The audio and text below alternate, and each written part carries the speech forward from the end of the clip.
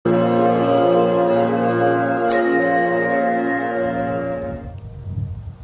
भागवत महापुराण परमहंस संहिता वैष्णव संतों का परम धन श्रीमद् भागवत उन आनंद कंद अनंत कोटि ब्रह्मांड नायक कुंज निकुंजेश्वर श्री वृंदावन चंद्र के युगल चरणों में ध्यान करते हुए आप लोगों को प्रभु की पावन कथा का वर्णन करने जा रहे हैं। बंधुओं, श्रीमद् भागवत बड़ा ही अद्भुत ग्रंथ है जिसका श्रवण करने के लिए हम लोग यहाँ विराजे हैं और आज से निरंतर 7 दिनों तक इस पवित्र कथा का हम लोग श्रवण करेंगे। ये श्रीमद् भागवत साक्षात भगवान कृष्ण का वांग्मय स्वरूप है। प्रेम से कहो श्री राधे। भगवान कृष्ण में और भागवत में कोई अंतर नहीं है, दोनों एक ही रूप है। कि तेनेयम वांग्मयी मूर्ति प्रत्यक्षा वर्तते हरे। भागवत के लिए कहा गया कि तेनेयम वांग्मय मूर्ति। भागवत भगवान का वांग्मय स्वरूप है। वांग्मय का अर्थ है शब्द रूप है। साक्षात कृष्ण का स्वरूप है भागवत। यदि हम लोगों को भागवत का दर्शन हो रहा है तो आप लोग अपने अंदर यही भाव रखना कि हम साक्षात बांके बिहारी का दर्शन कर रहे हैं। यदि हम भागवत का श्रवण कर रहे हैं तो उसका यही तात्पर्य है मानो हम प्रभु श्री कृष्ण का ही श्रवण कर रहे हैं। साक्षात भगवान कृष्ण का स्वरूप है भागवत।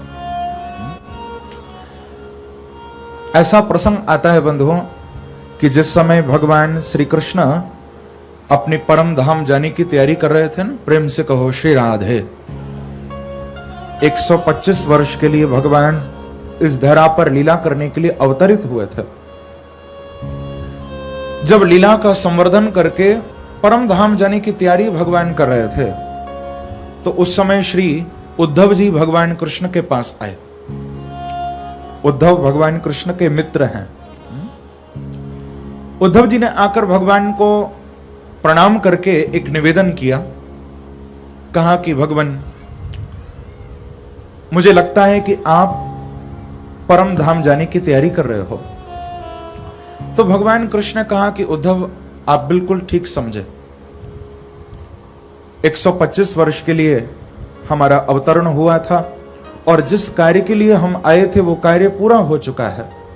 धर्म की स्थापना भगवान ने की, साधु पुरुषों की रक्षा की है, असुर संहार प्रभु ने किया है। तो उद्धव को भगवान ने कहा कि उद्धव, अब तो हमको जाना पड़ेगा। तो उद्धव जी बोले कि भगवान, आप यदि जाएंगे तो एक कृपा मेरे ऊपर आप करिए। क्या? कि प्रभु आप मुझे भी अपने साथ ही ले जाइए। आप चले जाएंगे तो फिर मेरा क्या होगा? हमको भी अपने साथ ले चलो। तो ये बात सुनकर भगवान कृष्ण बोले कि उद्धव, ठीक है, मैं आपको अपने साथ जरूर लेकर चलता, लेकिन थोड़ा ये तो बताओ कि क्या तुम मेरे साथ आए थे जो मेरे साथ जाओगे? प्रेम से कहो श्री राधे।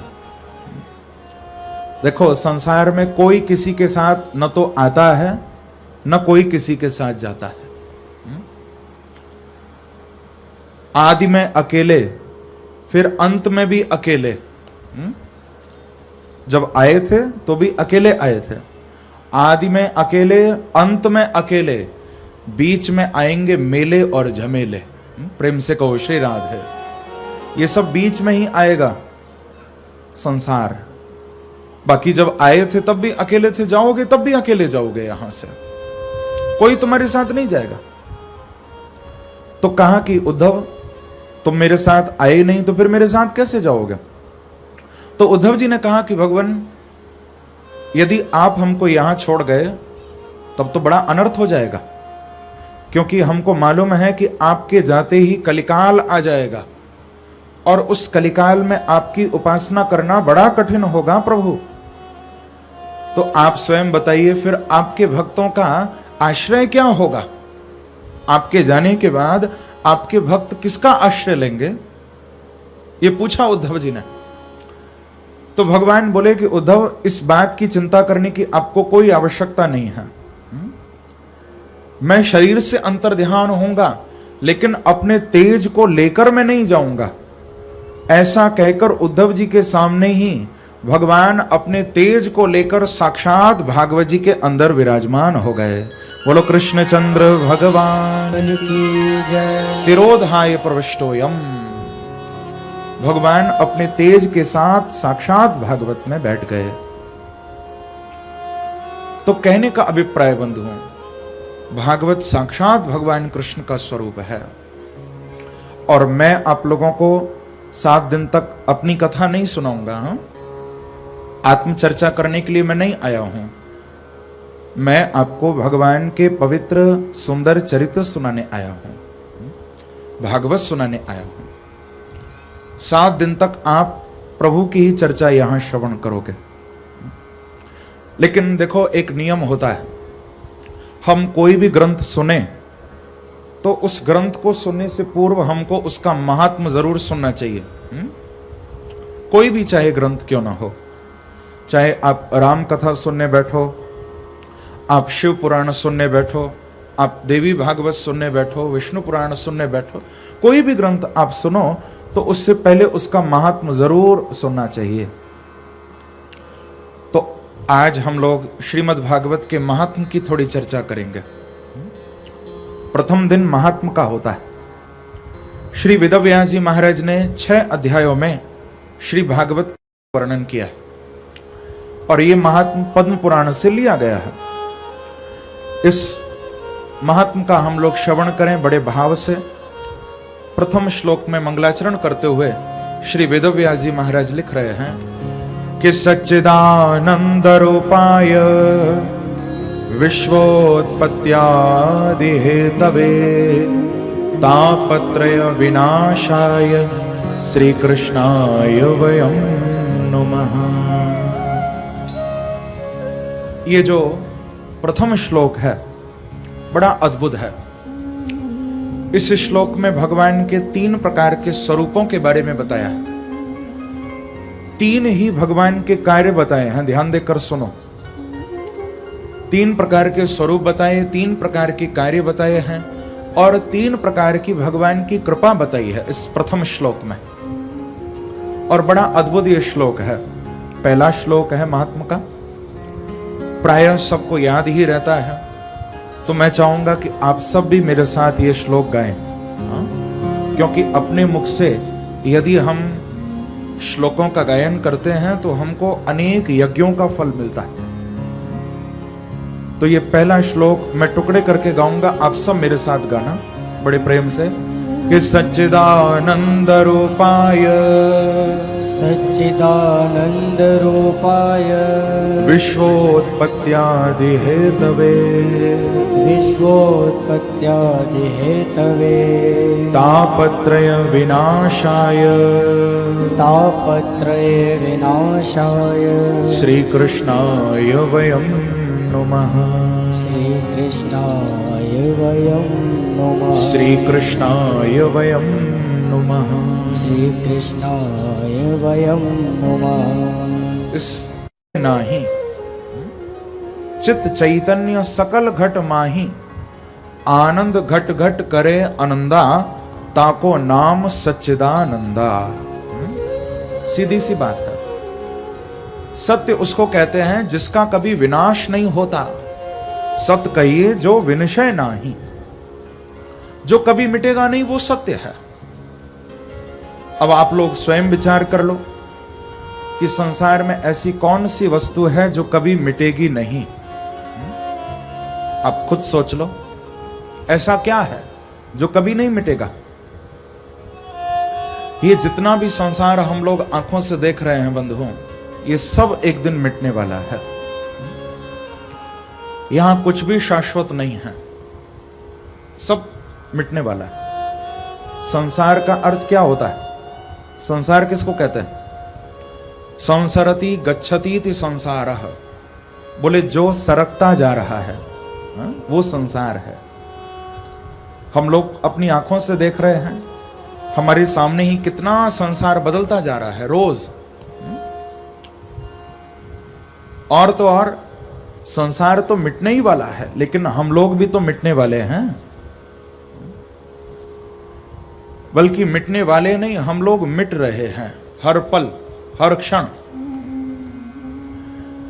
आप लोग स्वयं विचार करो, जैसे आप कल थे क्या वैसे आज हो? जैसे आज हो क्या वैसे कल रहोगे?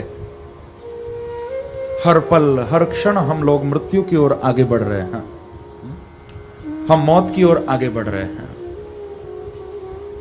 लेकिन बंधुओं, ये हमारी भूल है जो हम लोग अपने आप को सत्य मान लेते हैं। हम लोग बार बार यही सोचते रहते हैं कि हमको तो कभी जाना नहीं है, हमको तो यहीं टिक कर रहना है।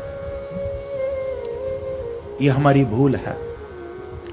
अच्छा, आप लोगों ने अनेक जगह ऐसा लिखा देखा होगा कि यहां पर अंदर आना मना है। कई जगह लिखा रहता है नो एंट्री, यहां से बाहर जाना मना है, यहां पर खड़े होना मना है, यहां पर बात करना मना है, यहां पर गाड़ी का हॉर्न बजाना मना है, यहां पर गाड़ी को पार्किंग करना मना है। अनेक जगह आपने पढ़ा होगा, लेकिन कहीं आपने ऐसा पढ़ा कि यहां मरना मना है? प्रेम से कहो श्री राधे। ऐसा कहीं पढ़ा किसी ने? कहीं नहीं पढ़ा ना, कहीं भी नहीं देखा होगा लिखा कि यहां मरना मना है। क्यों? क्योंकि मरने के लिए कोई जगह निश्चित नहीं है, कहीं भी व्यक्ति का शरीर छूट सकता है। काल फिरत सर सांधे, सबके सिर पर वो काल बैठा हुआ है और न जाने कब बुलावा आ जाए, न जाने कब जाना पड़ जाए, कभी भी ये शरीर छूट सकता है। तभी तो संत कहा करते हैं कि जीवन में हर पल जियो, अंतिम पल ही मान, क्योंकि अंतिम पल है कौन सा, ये कौन सका है जान। जीवन में हर पल ऐसे ही जियो मानो तुम्हारा अंतिम पल है। क्योंकि अंतिम पल कब आएगा, कौन सा आएगा, ये आज तक कौन जान पाया। हर पल व्यक्ति का मानो अंतिम पल है। तो कहने का अभिप्राय बंधुओं, हम लोगों का ये शरीर जो है, ये शरीर सत्य नहीं है, ये मिटने वाला है। जो संसार हम आंखों से देख रहे हैं, ये संसार भी सत्य नहीं है, ये भी मिटने वाला है। तो फिर सत्य क्या है? बोले सत्य यदि कोई है तो केवल एक परमात्मा ही सत्य है।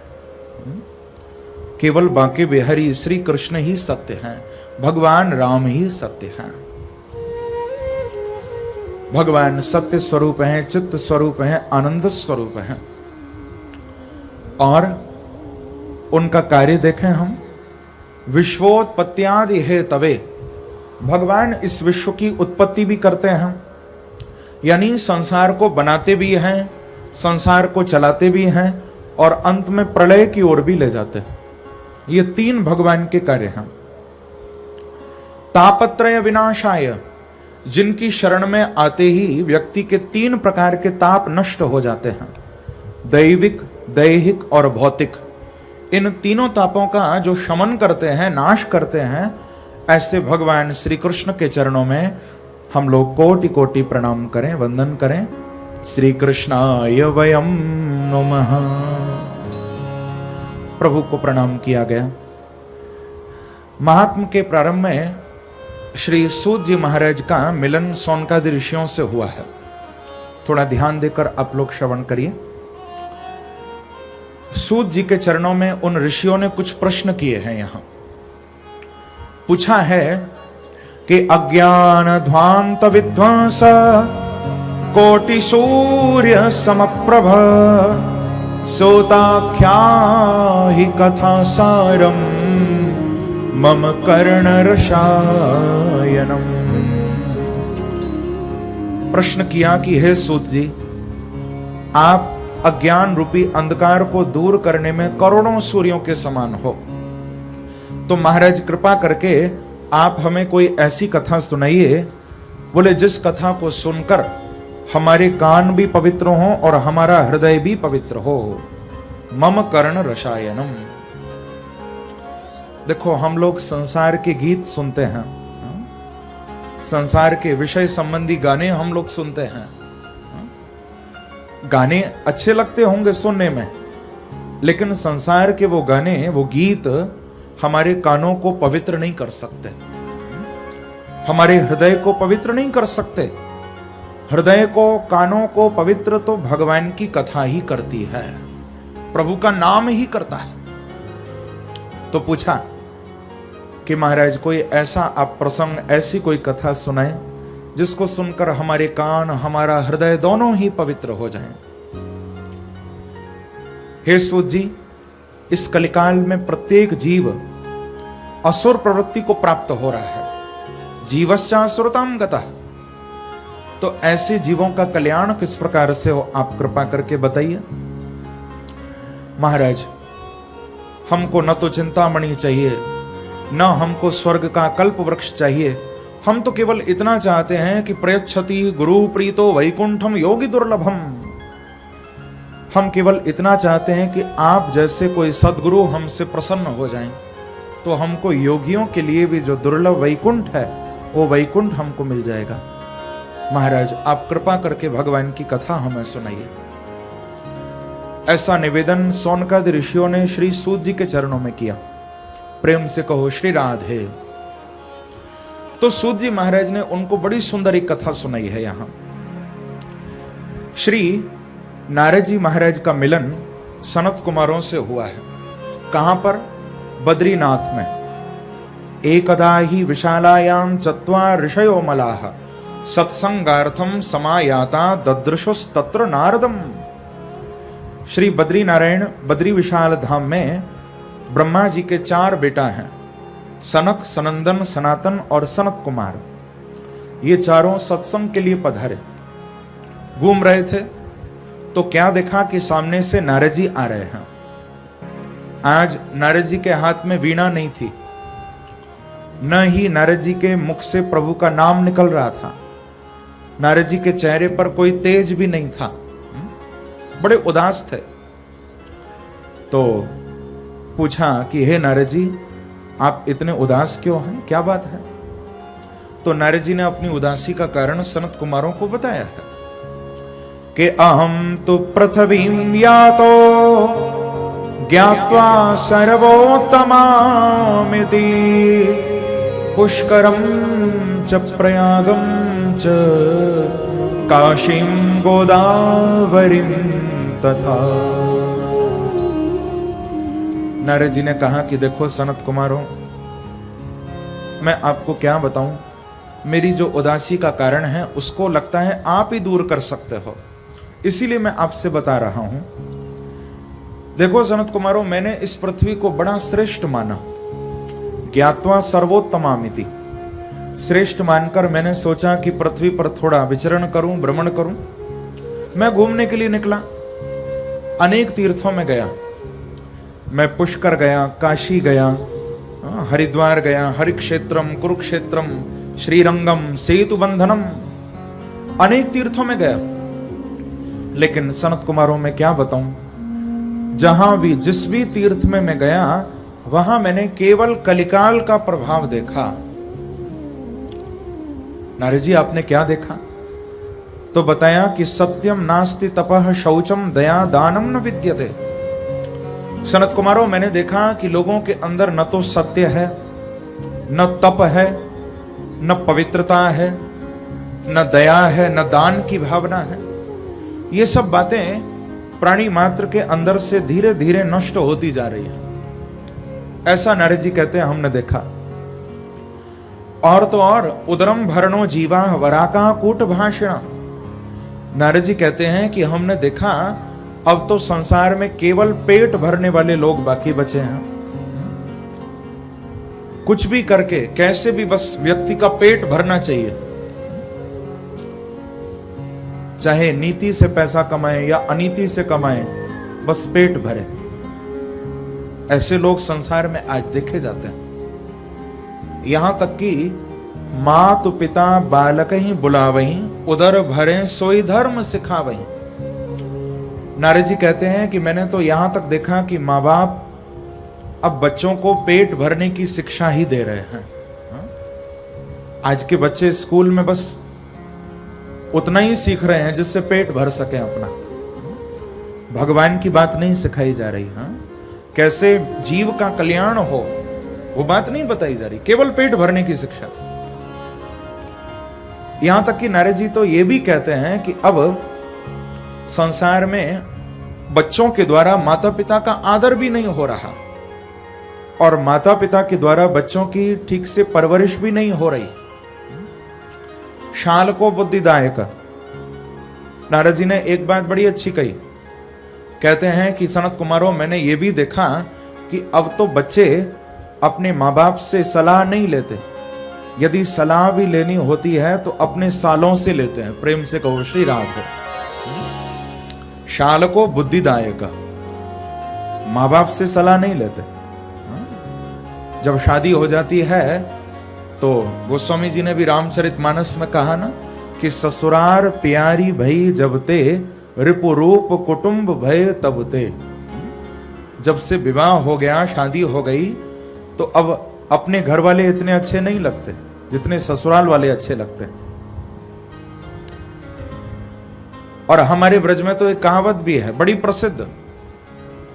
हमारे ब्रज में तो कहते हैं कि दीवार बिगाड़े आरो और घर बिगाड़े सारो। प्रेम से कहो श्री राधे। शाल को बुद्धिदायक। लेकिन ये बात हर जगह ठीक नहीं है। अरे हमारे श्री कृष्ण भी तो अर्जुन के साले थे। भगवान ने अपनी बहन सुभद्रा जी का विवाह अर्जुन के साथ किया था। तो क्या भगवान कृष्ण ने अर्जुन का घर बिगाड़ा? नहीं, प्रभु ने तो अर्जुन का जीवन ही बना दिया। लेकिन नारद जी ने जो देखा वो बताया।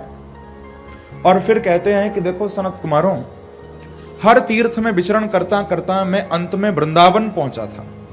यामुनम तटमापन्नो यत्र लीला हरे रभूत।